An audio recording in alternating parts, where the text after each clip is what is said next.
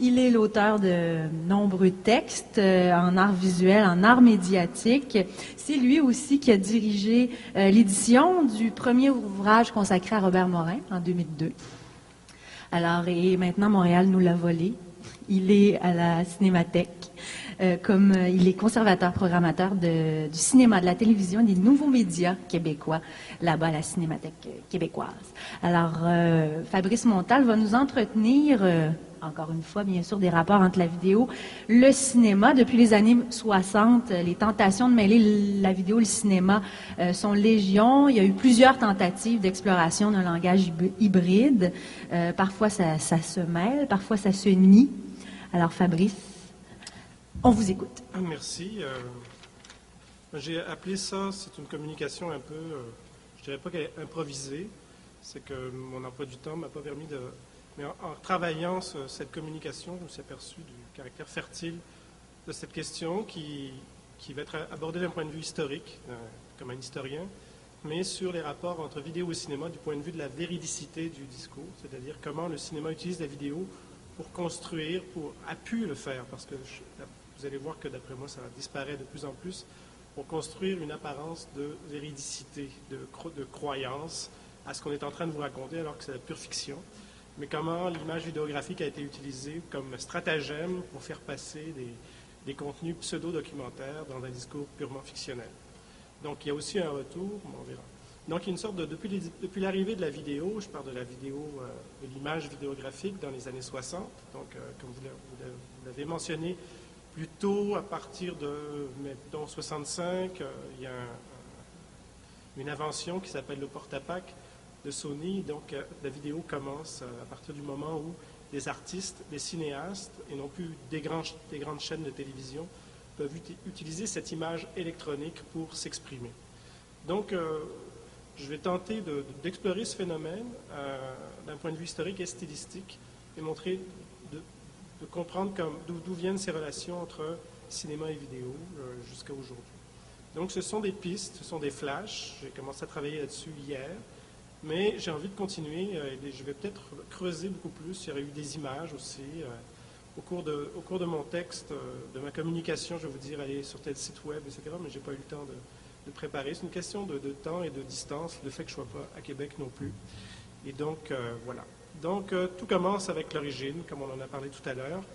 Il y a les habitants et les coureurs des bois, il y a Lumière et il y a Méliès. Donc, c'est les archétypes fondateurs.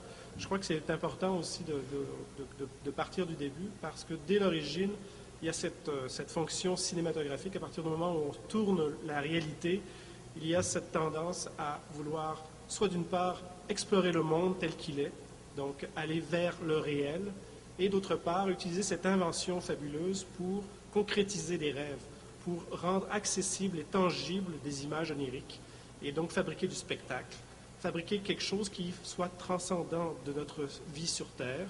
Et donc, ce sont des prestidigitateurs au départ qui vont développer ce spectacle cinématographique. On pense à Méliès, on pense aussi à son ennemi corporatif Segundo de Chaumont, qui va être utilisé par Pathé pour contrebalancer l'immense succès que Méliès connaissait auprès des spectateurs à Paris au début du XXe siècle. Ensuite, dans les années 20-30, le cinéma va nous permettre d'explorer plus avant le réel, avec le développement de l'optique, avec l'allègement aussi des caméras. Je pense à des gens comme Jean Painlevé, par exemple, qui est un scientifique, qui va utiliser le cinéma pour filmer les microbes, pour filmer le développement des plantes, pour se servir du cinéma comme un outil scientifique, comme un outil documentaire beaucoup plus sophistiqué. En même temps, dans cette conquête de l'espace cinématographique, d'une certaine façon, on a aussi, contemporain de Painlevé, on a Flaherty, qui va voyager à travers le monde, qui va commencer à faire des documentaires sur des civilisations différentes. On va voir Nanook of the North, on va voir L'Homme d'Aran. Donc le cinéma va commencer. Mais dès cette origine, que ce soit chez Painlevé ou chez Flaherty, il y a le manque de moyens techniques qui obligeait, pour expliquer ce qu'ils étaient en train de faire, à avoir recours à des récits, à une mise en récit, à une mise en scène complètement de ce qu'ils faisaient. Donc dès l'origine, même à l'origine même du processus documentaire, si on veut, c'était déjà des documenteurs. Parce que pour faire un récit complet de ce qu'ils faisaient, ils étaient obligés de mentir un petit peu et de falsifier l'acte en train de se faire devant la caméra. Donc, Donc, on voit tout de suite que processus documentaire, image du réel et invention sont de toute façon partie liées. Il y a aussi ce drôle de phénomène aussi où le cinéma devenant scientifique est utilisé par c'est aussi contemporain de l'utilisation par les artistes en art visuel. Donc, le cinéma de ces gens-là est contemporain du cinéma surréaliste. Et le surréalisme est à l'origine aussi, d'une certaine façon, de la conscience du cinéma comme art en tant que tel. Et que la notion de septième art va être à l'origine aussi de la notion de préservation et donc de sa conservation en tant qu'objet périn qui va perdurer à travers le temps. Ensuite, une autre origine de ça, de la vidéo comme concept, de la vidéo comme croyance, c'est le montage et la télévision. L'invention du montage et de la télévision, c'est-à-dire l'invention de la durée différée et du temps réel. C'est-à-dire dans le montage, quand on fait une rupture dans la pellicule, c'est la fenêtre qui mange du temps. Donc on crée l'ellipse. Donc en coupant dans la pellicule, on coupe dans la fenêtre. On propose une nouvelle fenêtre et donc la fenêtre mange le temps. Je crois que c'est important de comprendre que déjà là, l'idée de durée différée et de temps réel, et même chose avec l'invention de la télévision. Qu'est-ce qu'on va avoir? On va avoir des gros dispositifs qui vont être au départ plus de la radio avec des images, donc des caméras immobiles, mais qui vont nous montrer les choses en train de se passer au moment où on les voit, ce qui est une première dans l'histoire de l'humanité. Donc la télévision va permettre de cette conscience nouvelle qu'on va être capable de voir des choses au moment où elles sont en train de se passer, mais à distance. Donc c'est ce que la télévision nous a apporté. Donc, il y avait un temps réel, certes, mais à partir d'un lieu central, d'un lieu de pouvoir. Donc la télévision, dans les premiers temps, ce qui est intéressant, c'est que cette vision était à partir d'un lieu, d'un studio national, souvent, ou de compagnies multinationales, de compagnies qui avaient une envergure nationale. On pense à CBS ou à NBC, etc., ou ici à Radio-Canada, etc., mais ça se faisait toujours à partir d'un lieu très déterminé, que ce soit l'ORTF, la BBC, c'est la même chose, d'un lieu déterminé qui était proche du pouvoir politique ou du pouvoir économique. Et donc, au départ, la télévision était liée à ces... Et c'est curieux de voir que le développement de la télévision est proche aussi de ce qu'on appelle le gaullisme, le duplessisme, et puis du mécartisme. Et donc, tout ça, c'est drôle de voir que la première, disons, version de la télévision, c'était ça. Est-ce que le cinéma direct est une réponse du cinéma parce que la télévision avait de plus en plus de spectateurs? Le cinéma a dû se reconditionner, se repenser. Alors, à la fois, on est allé à droite avec le développement du spectacle cinématographique, donc l'invention du cinémascope, plus grand que nature, des grandes séries historiques. On pense par exemple, au remake des 10 Commandements. Donc, on est à la fin des années 50, milieu des années 50 jusqu'au tout début des années 60. Donc, le cinéma essaie de se redéfinir, un peu comme le 3D aujourd'hui. La 3D aujourd'hui joue ce rôle d'aller rechercher un public. Donc, on augmente le spectacle. Donc, on a les 10 Commandements, on a Ben-Hur en 59, ça fait 50 ans cette année. On a Régis Labaume et on a Cléopâtre. Et donc, ça, c'est dans ces années-là, fin des années 50, on voit ces spectacles arriver sur la Terre. Et d'un autre côté, à gauche, on a le cinéma direct. On a le cinéma direct où on essaye d'alléger le processus cinématographique et de le rendre mobile. Donc d'aller vers la réalité, un peu comme la télévision le fait, mais on se dit, si la télévision est capable de le faire, pourquoi ce spectacle magnifique du temps réel, du temps en train de se passer devant nous, pourquoi est-ce qu'on n'essaiera pas de faire la même chose avec la technique? Et c'est avec l'invention, la synchronisation de l'image et du son, la portabilité du son existait déjà. On est capable le Nagra, cette espèce de magnétophone portable existait déjà, mais les caméras, la synchronisation entre l'image et le son ne se faisait pas. Et c'est une invention de deux Québécois qui, sur un navire, sur un documentaire sur Stravinsky, qui se sont amusés durant les longues heures où ils n'avaient pas accès à M. Stravinsky et à son épouse de synchroniser une montre au quartz. Synchroniser une caméra via une montre au quartz, et ils ont synchronisé l'image et le son, et le cinéma a été bouleversé pour toujours. Ça fait partie des choses qu'on invente ici, mais dont on ne garde aucune mémoire. Ceci étant dit, le cinéma direct a renouvelé non seulement le documentaire, mais toutes les expressions cinématographiques du début des années 60. Donc, sans ces inventions de synchronicité entre l'image et le son, on n'aurait pas eu la nouvelle vague.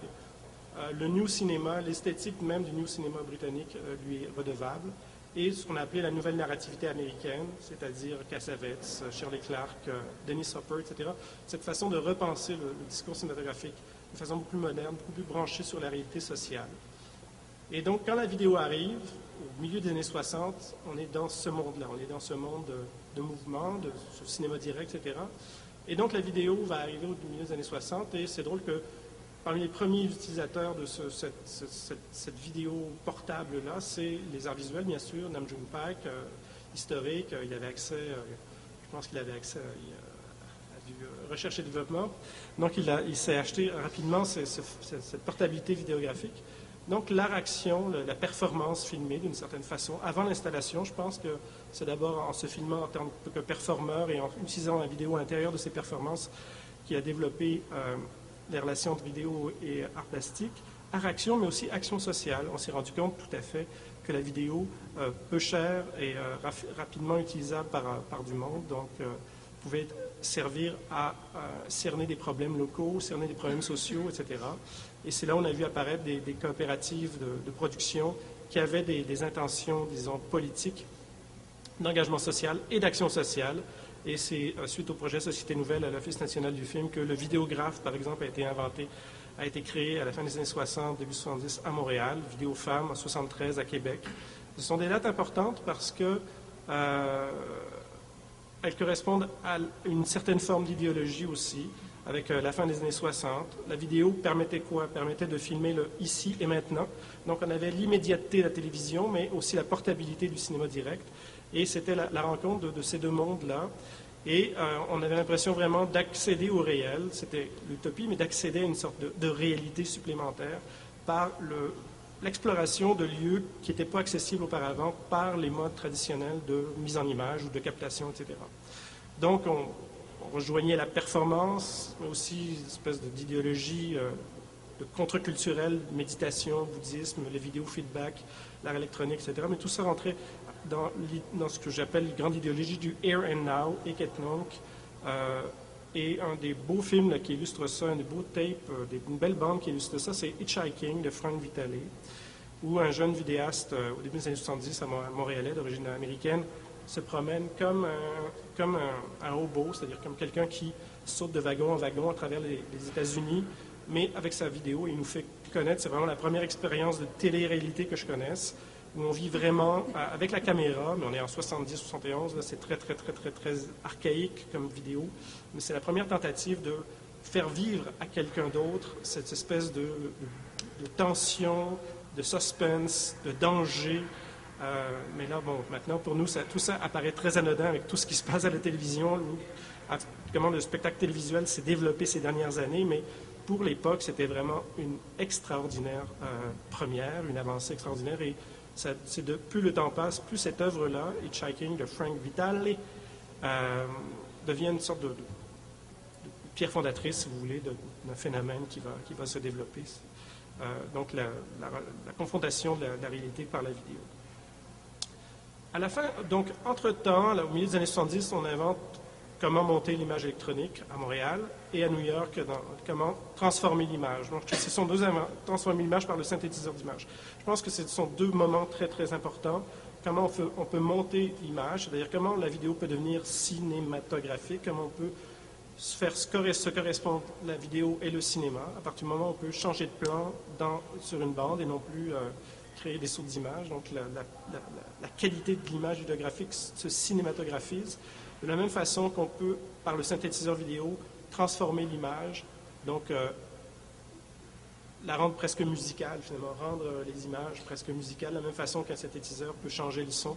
On peut changer par des circuits électroniques la qualité de l'image. Donc, c'est inventé à Rochester, à l'Institute for Experimental Television, dans l'État de New York. Il y a une seconde génération de vidéastes, on parle de cette première génération, fin des années 60, début 70. Donc la vidéo s'institutionnalise peu à peu comme n'importe quel phénomène avant-gardiste humain. Et la deuxième génération arrive, héritière à la fois du cinéma direct et de l'action vidéographique. Et parmi ces grands représentants, je citerai donc la Coop Vidéo à Montréal, qui se pose la question, voulant faire des documentaires d'action sociale, comment aller plus loin que les gens qui nous précèdent, comment aller plus loin que Gilles Groux, comment aller plus loin que Pierre Perrault, comment aller plus loin que ce qui s'est fait au vidéographe au début des années 70. Et la seule réponse qu'ils trouvent, après avoir acquis un porte-à-pack couleur, un des premiers porte-à-pack couleur, donc vous avez déjà une machine qui flyait, qui louait d'ailleurs aux autres vidéastes, comment est-ce qu'on peut fabriquer des œuvres qui nous fassent réfléchir sur la société, parce que ce sont des gens qui étaient quand même conscientisés socialement, sans refaire ce que les autres ont fait avant nous. Et la seule réponse qu'ils trouvent, une des réponses, une très bonne réponse qu'ils trouvent, c'est on va fabriquer des fictions avec les gens qu'on va filmer, et ça nous permettra de mieux comprendre. Ils n'ont pas inventé ça non plus. Une des grandes influences de la coop vidéo vient d'un cinéaste britannique, que certains ou certaines d'entre vous connaissent, qui s'appelle Peter Watkins. Peter Watkins, au début des années 70, il a fait d'extraordinaires films, mais notamment au début des années 70, il a fait un film qui s'appelle Punishment Park, où il mime dans son film le tournage par une équipe de télévision d'un camp de répression de jeunes pacifistes, je crois, ou de jeunes, disons, de jeunes socialistes, on peut appeler ça comme ça. Et vous pouvez avoir des extraits de cette image, de ce film-là, sur première.fr. Il y a plusieurs, mais je n'ai pas eu le temps de... Et donc, on voit le type d'image que ça provoque, et c'est vraiment un document troublant, à ce point qu'il a été interdit de diffusion aux États-Unis pendant de nombreuses années, parce qu'on avait vraiment l'impression que ce film était véritable, alors que c'était une pure fiction. Et avec des images assez insoutenables, de corps morts, de gens exécutés à bout portant, etc., alors que tout était entièrement fictionnel. Parce que, justement, il utilisait une certaine forme d'image télévisuelle dans son film qui nous rendait crédible, pour l'époque, ce phénomène.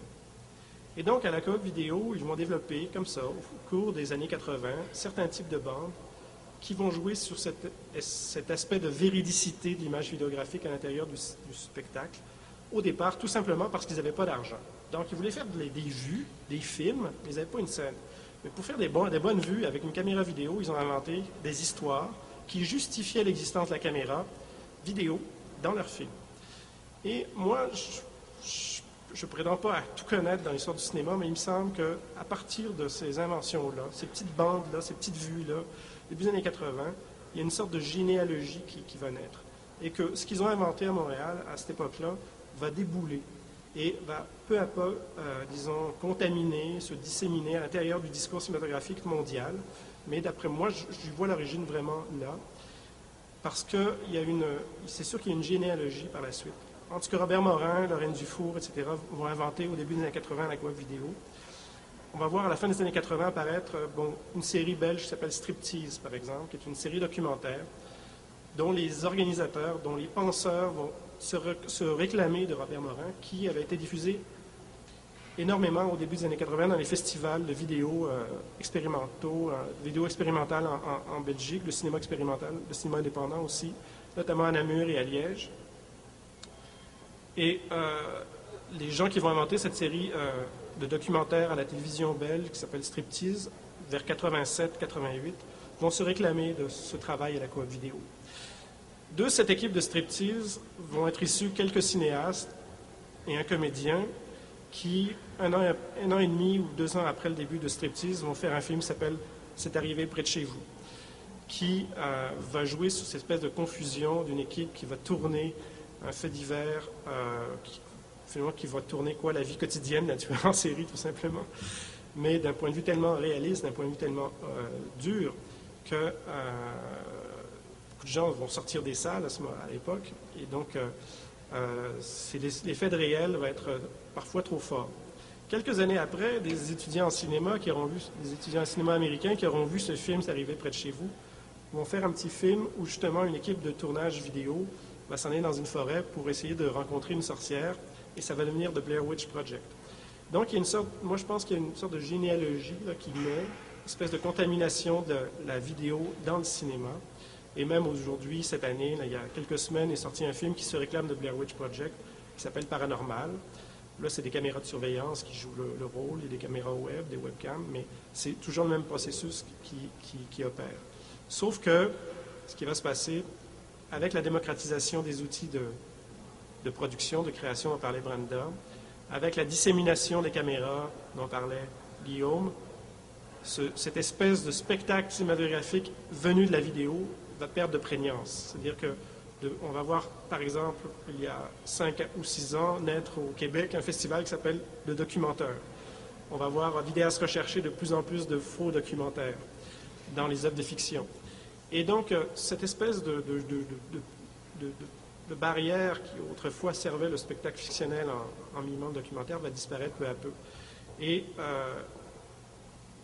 les gens se mettant en scène aussi via des webcams dès la fin des années 90 et maintenant avec les phénomènes de télé-réalité, etc., les frontières ténues entre la fiction et la réalité tendent à disparaître. D'autre part, ce qui est très troublant, quand on voit les documentaires aussi, c'est quelque chose qui m'a troublé cette année, entièrement tourné en vidéo, haute définition, dans des pays où les destinées sont plus prévisibles qu'ici. C'est très troublant. On a vraiment l'impression d'avoir affaire à des films de fiction. Par exemple, j'ai vu un très très beau film la semaine dernière, dans le cadre des rencontres du documentaire, qui s'appelle The Last Train Home, le dernier train. J'espère qu'il va venir à Québec. J'imagine que oui, là, parce qu'il y a Daniel Cross derrière. Donc, c'est un film qui va être très bien distribué, qui est un remarquable film, qui tourne autour d'une famille chinoise dont toute la vie de ces gens-là, de ces individus-là, est complètement prévécue. C'est-à-dire, au moment où ils naissent, leur destinée est déjà prévue. On sait déjà à la limite comment ils vont mourir. Et on les voit être pris dans une sorte de carcan social tellement fort que nous, Nord-Américains, un peu way out, on a vraiment l'impression d'avoir affaire à un film de fiction tellement leur comportement est stéréotypé. Mais en discutant avec le documentariste, avec l'auteur, là, je veux dire, le spectacle, où est-ce qu'il est le spectacle lorsque nos destinées sont préfabriquées? Je ne sais pas si vous comprenez. Il y a une sorte de réflexion qui est à faire aussi, mais qui est amenée par la vidéo, curieusement, par le fait que la haute définition nous questionne nous-mêmes, parce qu'on est en face, en tout cas, c'est une diversion, là, mais c'est quelque chose c'est une sorte de trouble qui m'est arrivé récemment. Ensuite, il y a aussi maintenant aussi dans la disparition des genres et dans la disparition des frontières, il y a l'apparition du numérique. Donc l'image n'est même plus électronique, elle n'est même plus sur pellicule, elle est donc du data, elle est de l'information pure. Et le numérique permet donc deux choses, à mon avis. Un travail sur la durée, très long, dont Guillaume a parlé en fin de sa communication. Donc, on étire le temps. On peut tourner pendant des durées incroyables. Donc, on a des œuvres. Donc, il y a des œuvres, de plus en plus d'œuvres qui sont de très longue durée. On prend la Crude Oil de Wang Bing, qu'on va présenter bientôt, qui est une œuvre très rare de 7 heures ou 8 heures, qui est un documentaire remarquable, qui est un spectacle en lui-même, qu'on va présenter à Cinémathèque bientôt. Mais L'Arche heureuse de Sokourov, par exemple, qui est un grand voyage, un grand plan séquence à travers le temps, à travers l'Ermitage, le grand musée de Saint-Pétersbourg. Mais c'est drôle parce que dans l'Arche heureuse, qu'est-ce qu'on retrouve? Un peu comme dans le lip-dub des étudiants journalistes de l'UQAM, qu'est-ce qu'on revoit? On revoit exactement la fenêtre, le cadre de Méliès, avec des gens qui apparaissent dedans. La seule différence, c'est que la caméra maintenant bouge. Mais c'est toujours le même cadre de Méliès qu'on retrouve maintenant.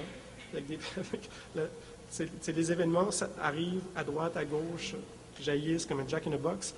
Mais le film se passe dans un recul ou dans une avancée d'une caméra avec le cadre qui découpe l'espace et le temps.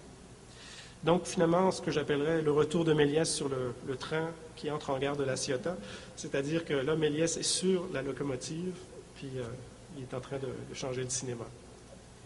Merci.